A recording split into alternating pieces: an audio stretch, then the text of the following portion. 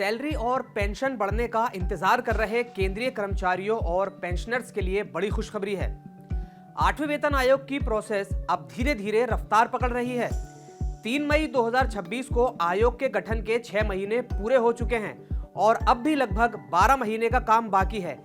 यानी ठीक 1 साल के अंदर 8वां वेतन आयोग अपनी आधिकारिक रिपोर्ट सौंप सकता है। अगर हम पिछले 6 महीने का रिव्यू करें तो अप्रैल मई 2026 के बीच कई अहम कदम उठाए गए हैं जो आगे वेतन संशोधन की दिशा तय करेंगे।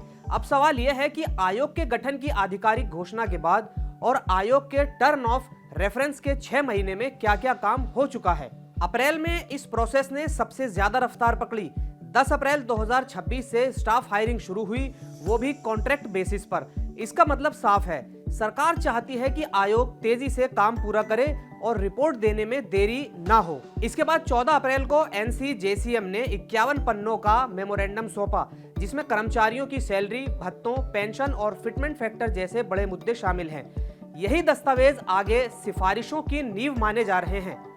इसके बाद 28 अप्रैल को दिल्ली में आयोग और NCJCM के बीच पहली आधिकारिक मीटिंग हुई। इस मीटिंग में कर्मचारियों की मांगों पर शुरुआती चर्चा हुई और आगे की बातचीत का रोड मैप तय किया गया। साथ ही 28 से 30 अप्रैल के बीच अलग अलग कर्मचारी संगठनों के साथ भी मीटिंग्स हुई, जिससे संकेत मिलता है कि आयोग हर पक्ष की राय लेने में जुटा हुआ है। एक और बड़ा फैसला यह हुआ कि मेमोरेंडम जमा करने की अंतिम तारीख बढ़ाकर 31 मई 2026 कर दी गई है।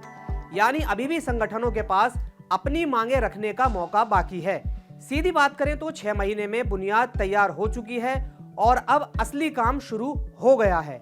अभी भी आयोग के पास रिपोर्ट फाइनल करने के लिए करीब 12 महीने का वक्त बचा हुआ है। पिछले 6 महीने में आयोग ने देहरादून और दिल्ली में विभिन्न संगठनों के साथ मीटिंग करके जमीन तैयार कर ली है।